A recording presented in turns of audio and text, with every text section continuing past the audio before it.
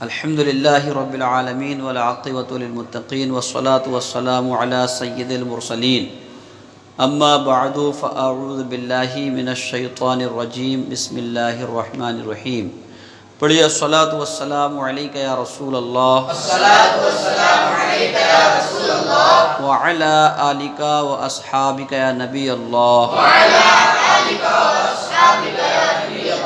الصلاۃ والسلام علیک یا حبیب اللہ وعلی آلک واصحابک یا نور اللہ. پیارے بچوں اور ناظرین کرام، آج ہمارا مدنی قاعدے میں سبق نمبر 7 ہے، یعنی حروف مدات. کون سا؟ حروف مدات. آج کا سبق ہمارا حروف مدات کے بیان میں ہے. آج ہم آپ کو حروف مدات کے بارے میں سمجھائیں گے. تو حروف مدات یعنی حروف مدات کون کون سے ہیں یہ بتایا جائے گا، اور حرف مد کسے کہتے ہیں. ٹھیک ہے، تو حروف مدات جو ہیں یہ 3 ہوتے ہیں. کتنے ہوتے ہیں؟ 3. سب سے پہلے آپ یہ سمجھیں حروف مدات کتنے ہوتے ہیں؟ 3. کون کون سے؟ الف، واو اور یا. الف، واو، یا. یہ کب حروف مدہ بنتے ہیں؟ الف سے پہلے زبر ہو، اور واو سے پہلے پیش ہو، اور یا سے پہلے زیر ہو، تب یہ حروف کیا کہلاتے ہیں؟ حروف مدہ کہلاتے ہیں. تو حروف مدہ کو کیسے پڑھا جاتا ہے؟ حروف مدہ کو ایک الف کے برابر یعنی 2 حرکت کے برابر کھینچ کر پڑھا جاتا ہے. کیسے پڑھا جاتا ہے حروف مدہ کو؟ ایک الف کے برابر یعنی 2 حرکت کے برابر کھینچ کے پڑھا جاتا ہے. ٹھیک ہے، تو اس کی ادائیگی کا طریقہ کیا ہے؟ اس کی ادائیگی کا طریقہ سیکھ لیتے ہیں. یعنی دیکھیں، با پر زبر ہے اور اس کے بعد الف ہے، اس کے بعد کیا ہے؟ الف. تو اس کو ہم اس طرح سے پڑھیں گے: با الف زبر با. ابھی تک اس سے پہلے کے جو ہم نے اسباق پڑھے تھے تو اس میں ابھی حروف مدات کا سبق نہیں تھا، تو اس میں ہمارا حرکت کا بیان زیادہ چلا. کون سا؟ حرکات کا، یعنی جسے زیر زبر پیش کہتے ہیں. تو حرکات کے بیان میں جتنے بھی ہم نے پڑھا اس میں سب بغیر کھینچے پڑھا تھا. کیسے پڑھا تھا؟ بغیر کھینچے. جیسے ہم نے خلق پڑھا تو اس میں خلق میں کوئی لفظ نہیں کھینچا، صدق میں بھی کچھ بھی نہیں کھینچا گیا. خا، لام، قاف بغیر کھینچے پڑھے گئے، سب پہ کیا تھے؟ زبر تھے. مگر اب یہاں پر حروف مدہ کا بیان ہے تو اب با پر زبر ہے اور اس کے ساتھ حروف مدہ الف لگ گیا ہے. کیا لگ گیا ہے؟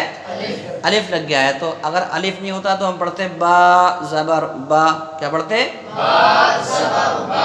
اب اسی با کے ساتھ زبر کے ساتھ الف بھی لگ گیا، تب کیسے پڑھیں گے؟ با الف زبر با. کیسے پڑھیں گے؟ با الف زبر با. ٹھیک ہے، ایسے ہی با ہے، با پر پیش ہے، اس کے بعد واو ہے. تو یہاں پر الف مدہ تھا حروف مدہ میں سے، یہاں پر با حروف مدہ میں سے حرف مدہ ہے. ٹھیک ہے، تو یہاں پر اب با کو واو کے ساتھ ملا کر کھینچیں گے. تو اسے کیسے کھینچیں گے؟ با واو پیش بو. ٹھیک ہے، پیچھے آپ نے پڑھا تھا خالی با پیش بو. کیا پڑھا تھا؟ کیونکہ اس کے ساتھ واو نہیں تھا. اس کے ساتھ کیا نہیں تھا؟ واو نہیں تھا. یہاں پر اس کے ساتھ واو آ گیا تو کیسے پڑھیں گے؟ بو. کیسے پڑھیں گے؟ بو. یعنی ایک الف کے برابر کھینچیں گے. یہاں خالی بو پڑھ کے نہیں نکلنا ہے، بلکہ با کو کھینچنا ہے ایک الف کے برابر. با کو کیا کرنا ہے؟ ایک الف کے برابر کھینچنا ہے. پھر سے پڑھ لیتے ہیں: با واو پیش بو. ایسے اب یہاں پر با ہے اور با کے بعد یا ہے. یہاں پر جزم ہے، اس سے پہلے زیر ہے. تو یہاں پر یہ کون سا مد ہو گیا؟ یا مدہ. کون سا ہو گیا؟ یا مدہ. تو اب اسے بھی ہم کھینچ کے پڑھیں گے. اسے بھی کیسے پڑھیں گے؟ کھینچ کے پڑھیں گے. تو کیسے پڑھا جائے گا؟ با یا زیر بی. ٹھیک ہے. اچھا، یہ بھی آپ سیکھ سکتے ہیں کہ الف مدہ جو ہے حلق کی خالی جگہ سے ادا ہوتا ہے. کہاں سے؟ حلق کی خالی جگہ سے. اور واو مدہ ہونٹوں کی خالی جگہ سے ادا ہوتا ہے. کہاں سے؟ ہونٹوں کی خالی جگہ سے. اور یا مدہ بیچ زبان تالو کی جو خالی جگہ ہے وہاں سے یا مدہ ادا ہوتی ہے. وہاں سے کیا ادا ہوتی ہے؟ یا مدہ ادا ہوتی ہے. اب ایسے ہی چیز کرنی ہے: تا الف زبر تا. تا واو پیش تو. تا یا زیر تی. سا الف زبر سا. سا واو پیش سو، سا یا زیر سی،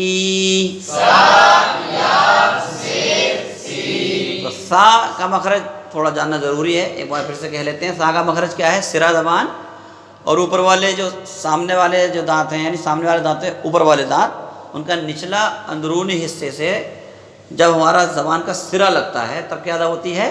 سا ادا ہوتی ہے۔ بات سمجھ رہے ہیں آپ؟ اور سا اور سین میں یہ فرق ہے، سین میں اور صاد میں سیٹی جیسی آواز آتی ہے، اس کے اندر صفت صفیر پائی جاتی ہے، اور سا کے اندر وہ سیٹی والی آواز نہیں آتی، ٹھیک ہے؟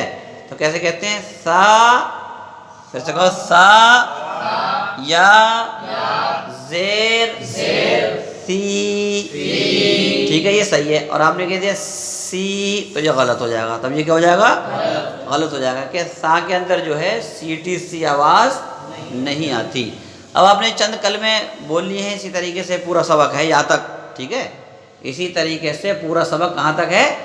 یا تک ہے، کہ جتنے بھی حروف آئیں گے، جتنے بھی یہ کلمے، ان سب کو کھینچ کر پڑھنا ہے۔ کیسے پڑھنا ہے؟ کھینچ کر پڑھنا ہے۔ اگر الف کے ساتھ میں کوئی حرف آ رہا ہے تو اسے کھینچ کے پڑھنا ہے، اس کسی حرف کے ساتھ میں واو آ رہا ہے تب بھی کھینچ کے پڑھنا ہے، کسی حرف کے ساتھ میں اگر یا مدہ آ رہی ہے تب بھی اسے کیسے پڑھنا ہے؟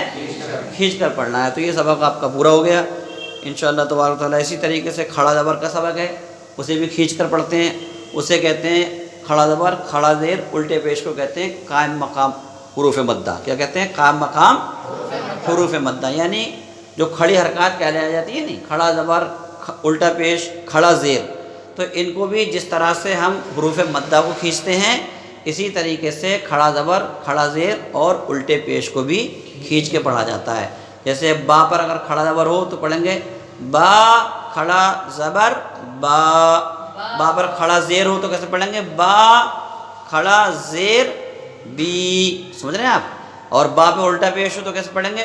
با الٹا پیش بو۔